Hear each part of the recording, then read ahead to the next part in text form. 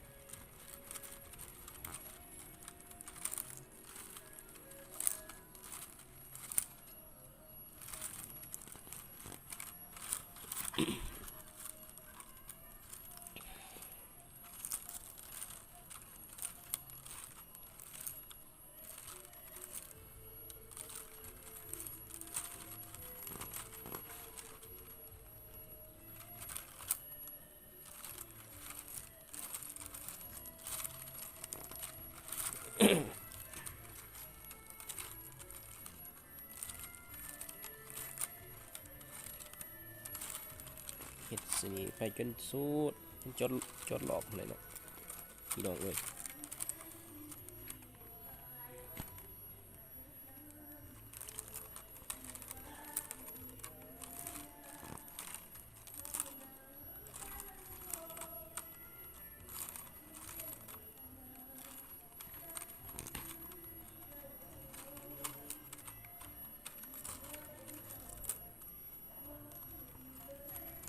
ต่อก็สีโวซองสีแดงกับสีขาวมีต่อก็ฟอแล้วเอาสีขาวมาปนเดี๋ยวยอมสีหมด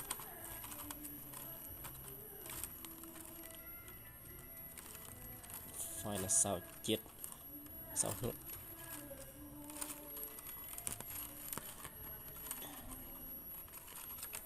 26ไฟละ26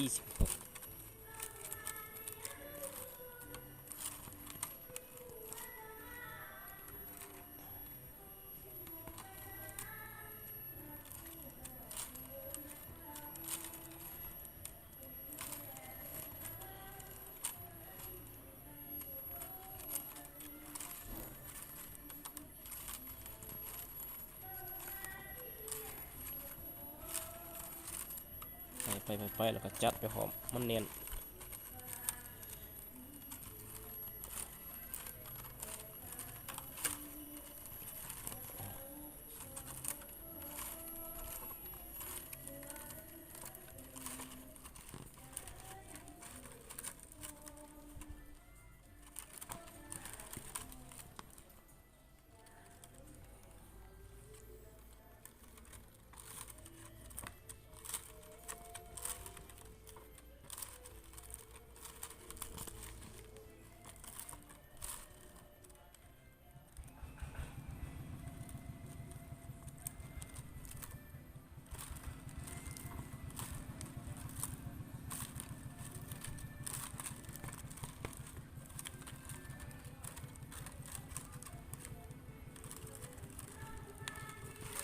จอดรอบ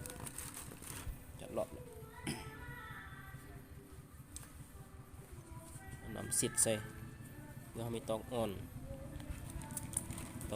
จัดจนเข้ากันดี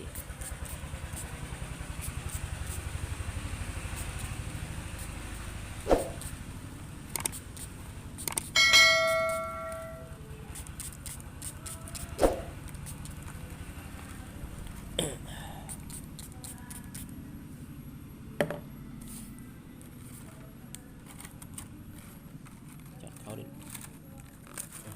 เนียนนี่จะไปพังนั้น5 เซนเราจะไปกลับเพื่อจะหมวนเนาะไปไล่ซองคือแบบนี้แหละไป5 เซนยกสักก็ได้เนาะเอาไว้ลุ่มซองยกขึ้นมาเส้นหนึ่งวาง หนึ่งสอง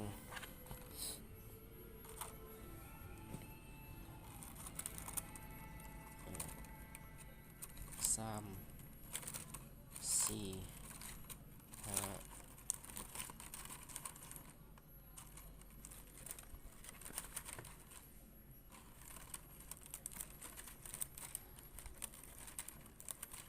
หาเส้นแล้วก็มาไปกลับมานี่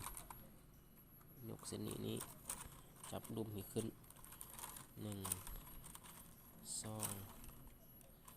สาม30แล้วก็จับตัวนี้ปีนขึ้นมาเป็นสนิท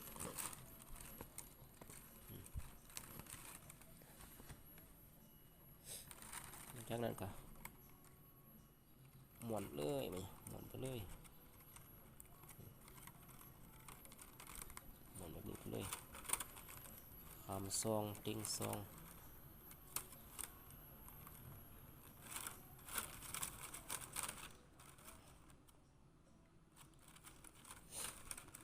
แล้วก็เส้นตัวไปกระจุกเอาทุลุมขึ้นมาคำนี้เป็นแบบนี้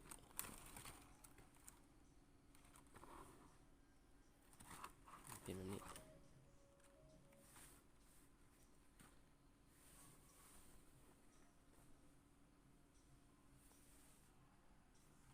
แล้วก็หักเส้นนี้เส้นตัวไปนี่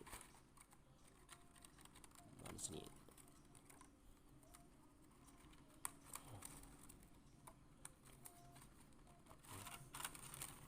มันก็จะได้แบบนี้นี่ลายซองนี่ก็ลายซอง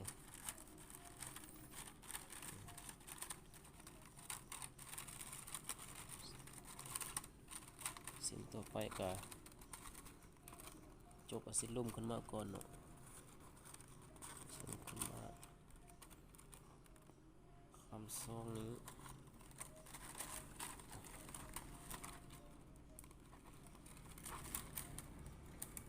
ใส่แล้วก็หักไป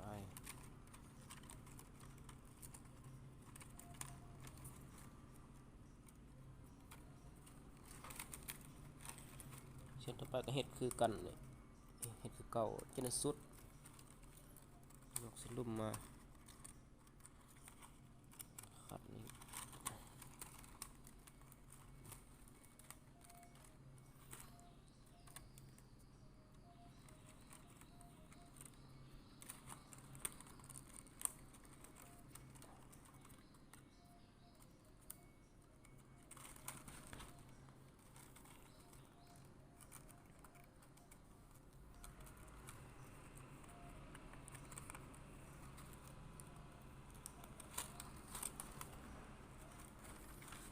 จัดเข้าจีดนำซะเลยมันตอกอ่อนมันหัก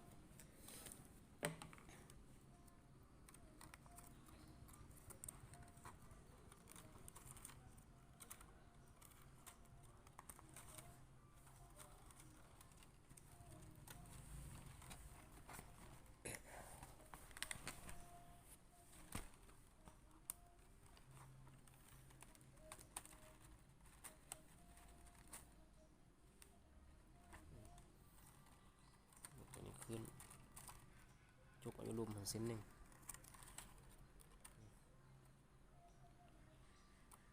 ติ้ง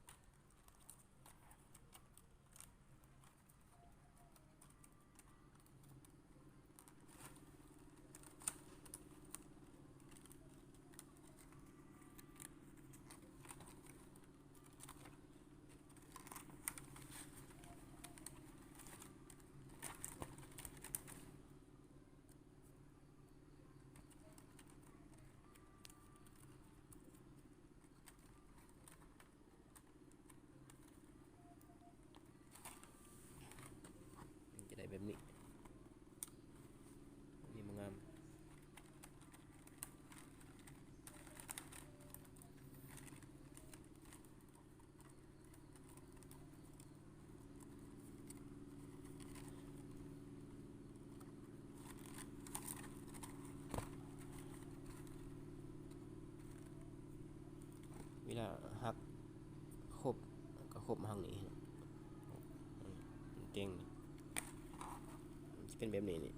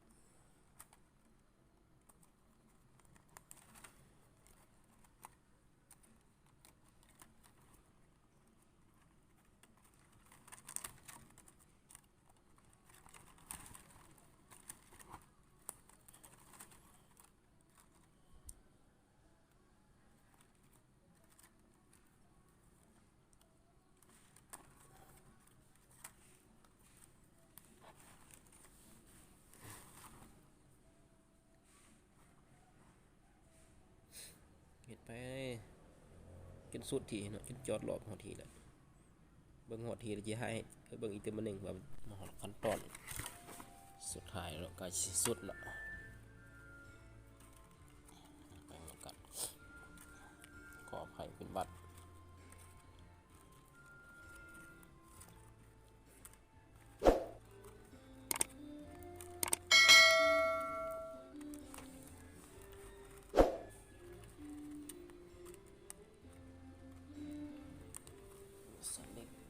สวย